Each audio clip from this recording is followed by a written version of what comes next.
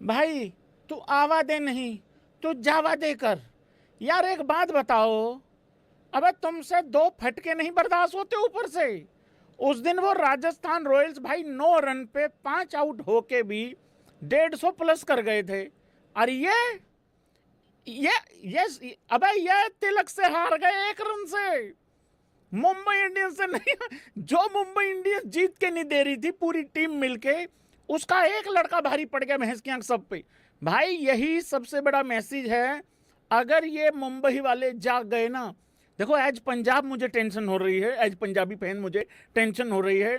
वैसे तो मैं चाहता हूं ये ना आए टॉप 4 में, लेकिन मेरी ये अभी भी टॉप 4 में है। मुझे नहीं पता क्यों, लेकिन भाई लोगों, नीता ताई के लिए आज गाना गाऊंगा मैं भाई लोगों यहाँ पे। आला रे, आला रे, दम लगाएंगे, जान लगाएंगे। हे मैं नकल मार के ही गाता है, ऐसे भैंस क्या कतई मेरे रटे हुए थोड़ी हैं। थोड़ा ऐसे बस आईज ऐसे ऐसे होती हैं। ओके, दम लगाएंगे, जान लगाएंगे, जलवा ऐसा दिखा देंगे हम, लोहा गला देंगे, ठक ठक पानी जला देंगे, दुनिया हिला देंगे हम। यही नहीं बेटे, आगे भी सुन। आंधी की ना परवाह, ना बिजली का डर, तूफान को कह देंगे वहीं पे तू थम। दिल दम से इस जहां पे छा जाएंगे हम, उसके बाद फिर से दुनिया हिला देंगे, होय होय पानी जला देंगे। उसके बाद आगे सागर पे हम, खींच के रखो मीटर मुंबई वालों, सागर पे हम, सड़कों पे हम, पचड़ी पे हम, गलियों में हम, घर घर हैं, घर गाहे में हम, घर गाहे में हम, लुक्कड़ पे हम, आफत में हम, राहत में हम। ओ ऐड आ गई भैंस के बीच में। ओ अपनी जमीन की चाहत में हम, डंडे उड़ा देंगे, है छक्के छुड़ा देंगे, जलवा ऐसा दिखा। भाई कमाल होगी भाई, मजा आ गया भाई लोगों, आउटस्टैंडिंग है भाई लोगों। तिलक वर्मा की एक अनोखी पारी भाई लोगों, समझाने में थोड़ा सा समय लगेगा। देखो मैंने इंस्टाग्राम पे एक रील डाली थी, आप लोग यहां पे भी यस और नो कर सकते हैं। क्या तिलक वर्मा का ये जो 100 है, क्या ये बेस्ट 100 है? मुझे लग रहा है वन ऑफ द बेस्ट में तो कोई डाउट ही नहीं है। देखो जब भी कोई प्लेयर 100 बनाता है ना, अक्सर उसका स्टार्ट लगभग लगभग ठीक ठाक हो चुका होता है। लेकिन हमारे सामने इतिहास में भी कुछ ऐसे एग्जाम्पल्स हैं जिसमें 50 जो है वो बड़ा फंसा फंसा सा किया बैट्समैन ने, और उसके बाद उसने बड़ा क्विक 100 किया। If you know you know. भाई लोगों पिछले 2 दिनों में हमने 2 ऐसी बेहतरीन पारियां देखी। जब इन पारियों की शुरुआत हुई, कल मैं कूपर की बात कर रहा हूं, प्रियांश आर्या तो अलग लेवल पे खेल रहा था ना, वो तो शुरू से ही फेंटता हुआ चला गया। कल कूपर जिस तरीके से खेल रहा था, आई थिंक 20 में 14-15 रन थे उसके। आज जिस तरीके से तिलक खेल रहा था, 22 में 19 रन थे। ऐसा लग रहा था कल भी और आज भी ये दोनों अपनी पारी जस्टिफाई कैसे करेंगे। अच्छा स्ट्राइक रेट, जब भी आउट होके जाएंगे तो स्ट्राइक रेट क्या छोड़ के जाएंगे? क्या ये 150 का स्ट्राइक रेट करेंगे? क्या 160 का कर सकते हैं? भाई लगभग लगभग 200 का स्ट्राइक रेट। यहां तो तिलक का 200 पार ही हो गया ना। वो कल कूपर वाला भी बड़ा दुविधा में फंसा हुआ था। 2 बेहतरीन आउटस्टैंडिंग पारियां देखने को मिली हैं। देखो जब तुम आते हो ना, अगर पूरा एकदम से कमाल स्टार्ट हो जाए, जैसे प्रियांश आर्या करता है, या जैसे ये लड़का अभिषेक करता है, सूर्यवंशी करता है, और भी हैं कुछ टुल्ले इन द हाउस गाइज, जिस तरीके से ये लोग स्टार्ट करते हैं फिर तो कोई दिक्कत नहीं है। लेकिन जब तुम देखो, मैं यहां बताना ये चाह रहा हूं कि 18 में जब कोई 15 पे आउट होता है तो ब्रो पॉसिबिलिटी तो वहां पे भी थी, लेकिन तुम अपना विकेट फेंक गए क्योंकि तुम्हें अपने ऊपर यकीन नहीं था, भरोसा नहीं था। मुझे लग रहा कहीं ना कहीं थोड़ा उस हिसाब से, समझ रहे हो तुम? तो यहां पे भी ये दोनों पारियां फंसी हुई थी भाई लोगों। अब आ जाते हैं तिलक वर्मा के ऊपर स्पेसिफिक बात करने। भाई साहब ये 3 पेज भरे हुए हैं, 3 पेज भरे हुए हैं तिलक वर्मा की पारी किस तरीके से चली है यार। देखो पहला विकेट गिर गया, 21 रन थे, पहला विकेट गिर गया। 25 पे 2 हो गए, 46 पे 3 हो गए।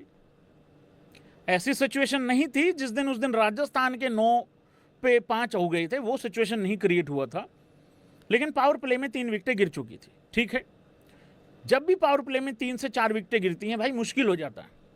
लेकिन क्या मैं सही कह रहा हूं, हाँ या ना करना? एक मुझे गुजरात ऐसी टीम लगती है जिसके अगर 2 भी आउट हो गए ये नहीं उभरते, और यही डाउट मुझे पिछले साल से है इनके ऊपर, और आज इनको ये गलत साबित करना चाहिए था हम सबको, लेकिन इन्होंने और ज्यादा मोहर लगा दी भाई, और ज्यादा मोहर लगा दी कि नहीं नहीं तुम सही सोच रहे हो हमारे बारे में।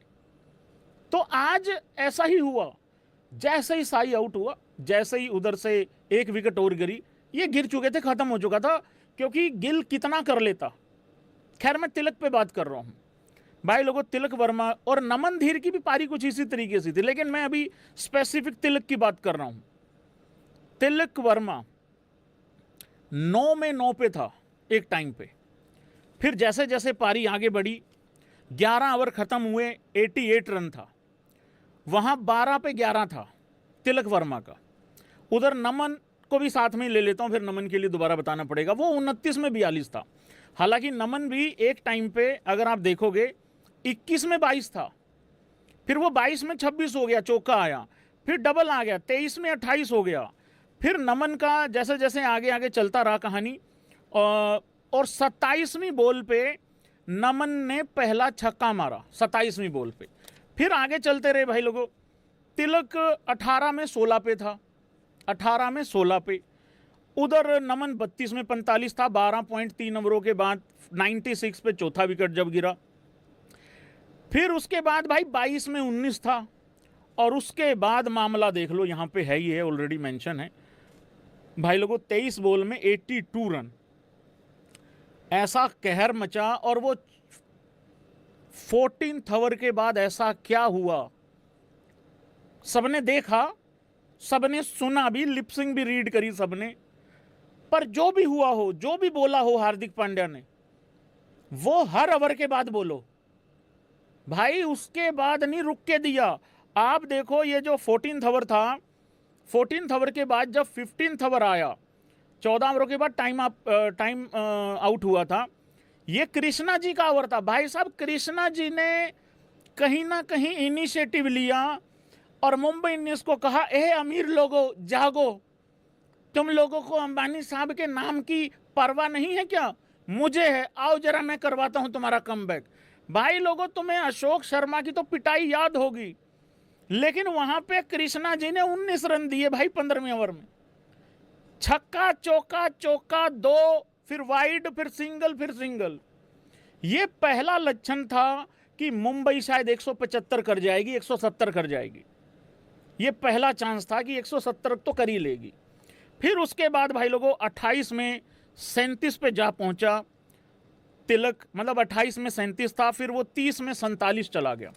लब्बो लबाब ये है, करते कराते उसका अर्धशतक पूरा होता है। कितनी बॉल में पूरा होता है मैंने लिखा हुआ है, मैं तुम लोगों को चेक करना चाहता हूं, और ये जानना चाह रहा हूं कि कोई सो तो नहीं रहा है, क्योंकि मुझे तकिए नीचे रख के सो जाते हैं भाई लोगों मोबाइल में, मेरी पूरी दिन गर्दन अकड़ी रहती है। फिर कितनी बॉल में, बिल्कुल ठीक लिखा भाई लोगों, जाग रहे हैं सारे, 33 बॉल में।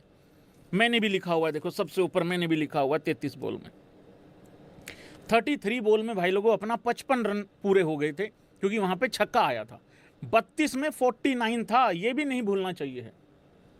फिर उसके बाद भाई लोगों आता है मोस्ट इंपॉर्टेंट ओवर, जिसमें चीखें निकलवा दी तिलक वर्मा ने। ये 18वां ओवर था अशोक शर्मा का। इस ओवर में आते हैं 26 रन भाई लोगों, 6 4 4 6 हट भाई 6, फिर डॉट आता है आखिरी। एक बार लग रहा था शायद वो कल पंजाब ने जिस तरीके से किया, मतलब इस मैच से पहले, कि 32 रन जब माकरम को पड़े, तो यहां पे भी वो वाला आने का चांस है। उसके बाद भाई लोगों फिर जो है, फिर हार्दिक पांड्या उधर से रना बोली खेल रहा था, मतलब ये पारी जिस तरीके से चल रही थी, लेकिन फिर 42 बॉल में 90 पे पहुंच गया तिलक वर्मा। 22 में 19 और 42 में 90, यार ये अनबिलीवेबल चीज है भाई लोगों। इस चीज के लिए ताली होनी चाहिए भाई लोगों। रॉक, मतलब यार देखो, सब बर्बाद थे, सबका स्ट्राइक रेट खराब था, उसका भी खराब होके आउट हो जाता तो पूरी मुंबई इंडियंस ही फेल थी ना यार भाई। 19 बॉल में 22 बॉल में 19 और 42 में 90 पे पहुंचना और फिर 45 में 101 कर जाना, 91 पे था, छक्का लगा, 97 गया। अब आखिरी बॉल पे चौका आना ही आना चाहिए था भाई, क्योंकि ये पारी एक तो हार में जाना डिजर्व नहीं करती थी, दूसरा ये सेंचुरी एक्चुअली डिजर्व कर रही थी। 2 दिन 2 आउटस्टैंडिंग इनिंग देखी है कमाल की। और एक चीज और है, और एक और सबसे बड़ी लर्निंग एक और है कि यार मैं कल कूपर वाली मैच की बात भी कर रहा हूं, प्रियांश तो शुरू से अच्छा खेल रहा था, मैं बार बार बोल रहा हूं, तो तेज स्ट्राइक रेट उसका होता ही है। कल कूपर ने ये बताया और आज तिलक ने भी ये बताया कि अगर तुम T20 के अंदर भी टेस्ट वाली पारी खेल रहे हो ना भाई, वो भी इस तरीके से एक क्रेजी नॉक एंड हो सकती है, मतलब बन के। ये सबसे बड़ी बड़ी गजब की यार, मतलब एक तरीके से सीख टाइप है ये, क्योंकि जब भी कोई बंदा 18 में 15 करे और कोई बंदा 20 में यार 14-15 करके खड़ा हो, तो ऐसा ही लगता है भाई इसने मैच मरवा दिया, इसने बर्बाद कर दिया। और उस टाइम पे वो प्लेयर भी यही सोच रहा होता है कि मैं मैच ले डूबा हूं, मैं मैच खत्म कर चुका हूं, अपनी टीम पे मैं बोझ बन चुका हूं। ये 2 पारियां हर एक उस प्लेयर को मोटिवेशन देंगी कि नहीं, आखिरी तक इसका एक ही इलाज है, आखिरी तक रुकना पड़ता है बस। ये तभी पारी जस्टिफाई हो पाएगी, नहीं तो मैच तो तुम ले डूबे हो शुरू में ही। तो ये थी भाई लोगों तिलक वर्मा की पारी, आउटस्टैंडिंग, अनबिलीवेबल भाई लोगों। तुम लोगों ने एक चीज नोटिस की,